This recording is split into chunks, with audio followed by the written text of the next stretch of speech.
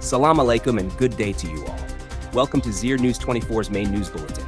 Today is Monday, the 13th of Asad, 1404 Hijri Solar, corresponding to August 4th, 2025. I'm Mohammed Salama, bringing you the most important headlines from Afghanistan and around the world.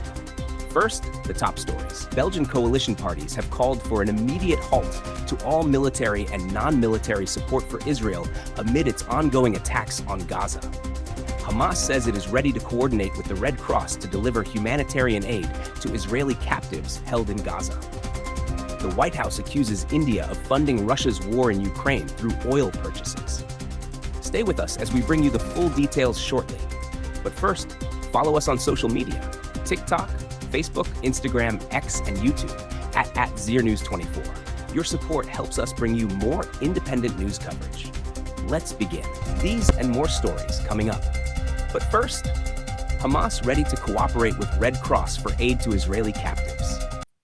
The Hamas has to coordinate with the International Red Cross to deliver humanitarian aid to Israeli captives held in Gaza.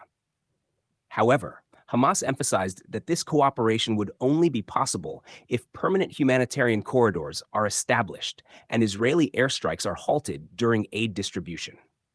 Houthis launch another drone attack on Israel. The spokesperson for Yemen's Houthi forces, Yahya Saree, announced that 3 explosive-laden drones targeted Israeli cities: Tel Aviv, Ashkelon, and Haifa.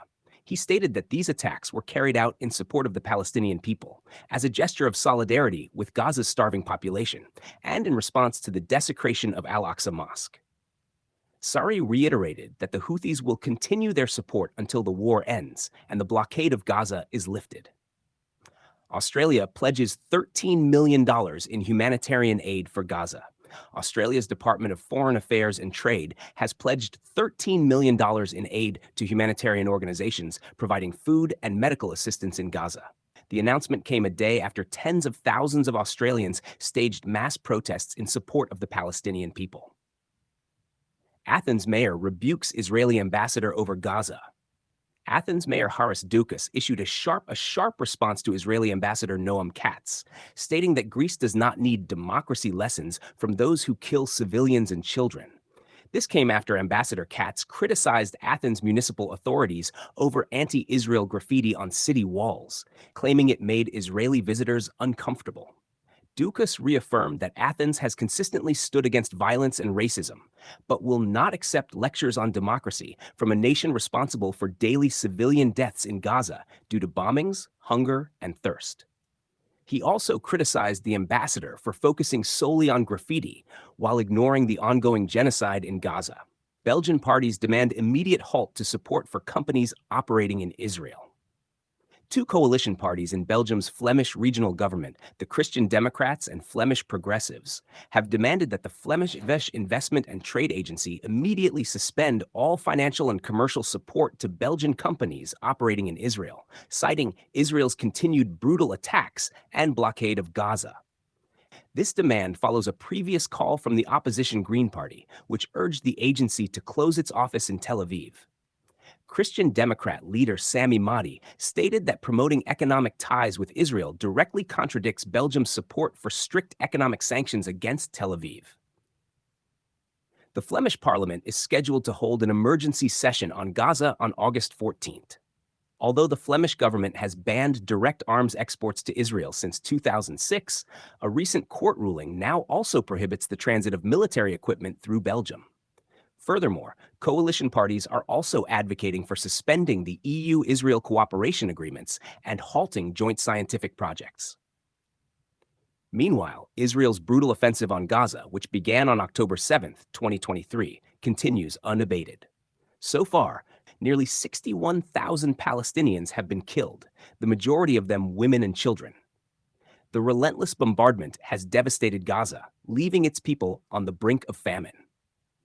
Last year, the International Criminal Court issued arrest warrants for Israeli Prime Minister Benjamin Netanyahu and former Defense Minister Yoav Gallant for war crimes in Gaza, while a separate genocide case against Israel is ongoing at the International Court of Justice.